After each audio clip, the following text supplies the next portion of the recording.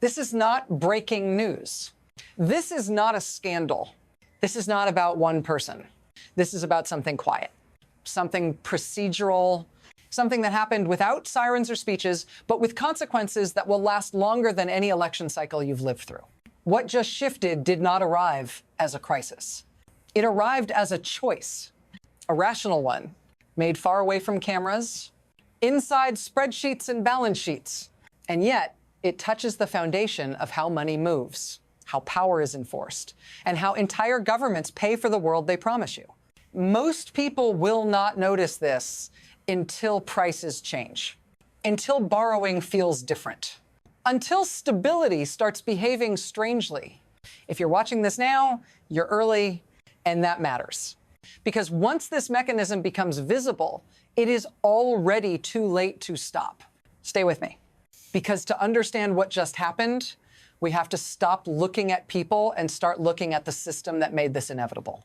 What actually runs this system now is not ideology. It's not elections. It's not even national strength in the traditional sense. It's liquidity. Who supplies it? Who needs it? And who can turn it off? For decades, global power has flowed through a simple arrangement. The world needs dollars. The United States supplies them, and in return, the United States gets to live beyond its means without immediate consequence. That is the control mechanism, not force, not persuasion, dependency. When every major transaction, every reserve account, every emergency buffer is denominated in one currency, the issuer of that currency becomes the system's center of gravity. Gravity doesn't announce itself. It just pulls. And here's the critical shift. The system is no longer being challenged by collapse. It's being challenged by exit, not rebellion. Diversion. When participants quietly reduce exposure, the structure doesn't break all at once. It thins, it strains, and it starts behaving in ways it never had to before. And that brings us to the change almost no one noticed while it was happening. For most of your life, this system felt permanent. Not because it was stable, but because it was familiar before excess had gravity. Trade imbalances accumulated, but they circled back. Dollars left the United States, and then they returned, recycled into treasury bonds, reabsorbed into the same structure that produced them. That loop created the illusion of sustainability, deficits without pain, power without cost. Now, compare that to what's happening quietly. Those dollars are still flowing outward, but fewer of them are coming back the same way. Not suddenly, not dramatically, gradually. And gradual change is the most dangerous kind because it rewires expectations without triggering alarms. What used to be automatic is now optional. What used to be assumed is now questioned. And what used to feel safe is now treated as exposure. This is the silent shift. From participation to precaution, the system still stands, but it is no longer trusted in the same way. And when trust erodes slowly, the consequences don't announce themselves. They queue up, which is why the first visible shock matters not as an event, but as a signal. The shock did not come as a collapse. It came as a transaction, a large one, documented, routine on paper. A major hauler of U.S. government debt began reducing exposure at scale. Not all at once, not loudly, but decisively. Hundreds of billions, no longer rolling back into the same place they had for decades. That number matters less than what it represents. Because this was not panic. It was planning. When an actor with deep visibility into the system starts treating U.S. debt as a risk instead of a refuge, that is not commentary. That is intelligence. This is the moment where a habit became a liability, where a guarantee quietly expired. And notice what did not happen. Markets did not crash. Headlines did not linger. Most people never heard about it, which is exactly why it matters. Because systems don't fail when everyone is watching. They fail when key participants leave without triggering alarms. And once that door opens, it doesn't close the same way again. What makes this dangerous is not the sale itself. It's what the system is forced to do in response. Here is the mechanism stripped of language meant to soften it. The United States spends more than it collects every year by a lot. That gap is covered by selling debt, treasury bonds, promises. As long as the world wants those promises, the system stays smooth. Interest stays manageable. The dollar stays dominant. But when major buyers step back, the math does not pause. The deficit still exists. The bills still come due. So someone else has to buy. And that someone is the Federal Reserve. When the central bank purchases government debt at scale, it is not support. It is substitution. Replacing external trust with internal creation, new money enters the system quietly, legally, and unevenly. Asset prices respond first, then living costs, then wages fail to keep up. The system keeps functioning, but it starts transferring stress downward. Which brings us to what happens when this process accelerates instead of stabilizes. The second shock doesn't arrive as a headline. It arrives as pressure. Interest costs climb quietly, relentlessly. Each new bond has to offer more to attract buyers. Higher yields, higher risk premiums. That cost feeds back into the budget. More debt to service old debt, less room to maneuver. So the response speeds up. More intervention, more balance sheet expansion. Short sentences matter here because time compresses. Prices move first. Food, energy, housing, then behavior changes. Companies delay hiring. Households lean on credit. Confidence weakens before panic ever shows up. And notice the asymmetry. Those closest to capital adjust early. Those paid in wages adjust late. By the time the stress becomes visible, it's already embedded. This is not collapse. It's momentum. A system still operating, but at higher velocity, with less margin. And once velocity replaces stability, control becomes harder to reclaim. Which brings this out of abstraction and into your life.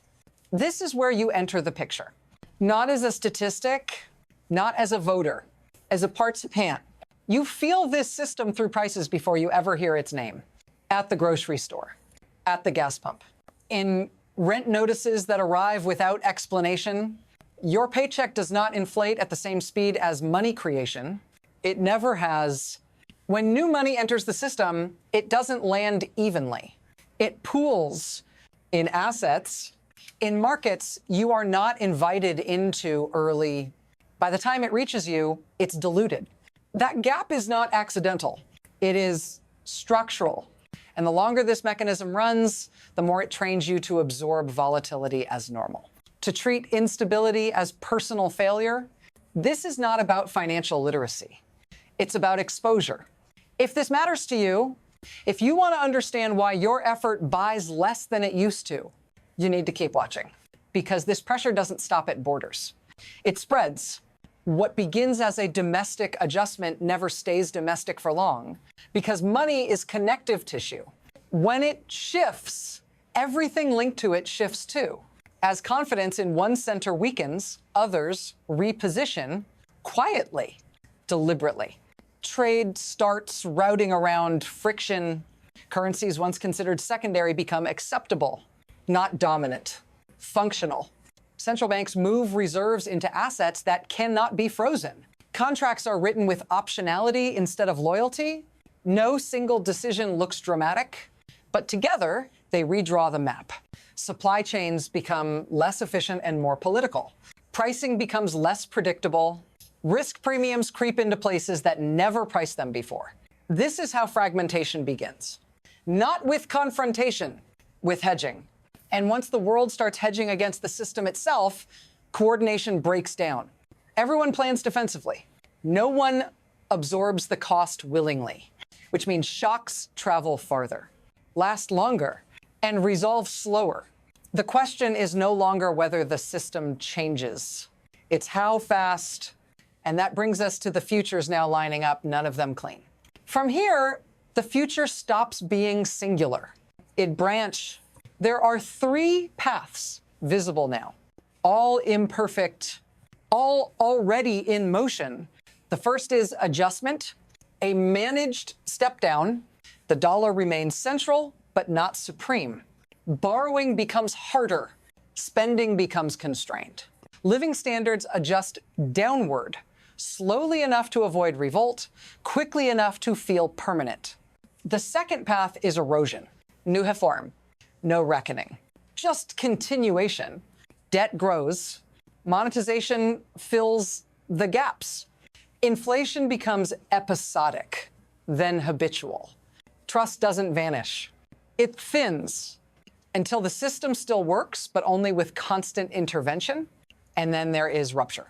The least likely tomorrow, but the most disruptive, a moment when markets refuse to roll forward. When rates spike faster than policy can respond. When confidence breaks before solutions are agreed upon. None of these futures announce themselves in advance. They overlap, they blur, and the danger is not choosing the wrong one. It's pretending only one exists, because the system doesn't wait for consensus. And that leaves us at the edge of the question we've been circling the entire time. Nothing in this story ends cleanly, and that's the point. There is no moment where someone steps to a podium and declares the old system over. No ceremony, no apology. What fades instead is certainty. Certainty that debt will always be absorbed. Certainty that prices will stabilize on their own. Certainty that power can be financed without consequence. The shift you're watching is not about one country rising or falling. It's about a structure losing its invisibility. Once people see the mechanism, they start planning around it. Once governments do, the feedback loop tightens. You are not being warned to panic. You are being warned to pay attention. If you stop here, this remains background noise. If you keep going, you start recognizing patterns before they harden. Because the next phase of this story isn't about what China does next. It's about how many others quietly follow. And that's what we'll examine next. This does not end with relief. It ends with responsibility.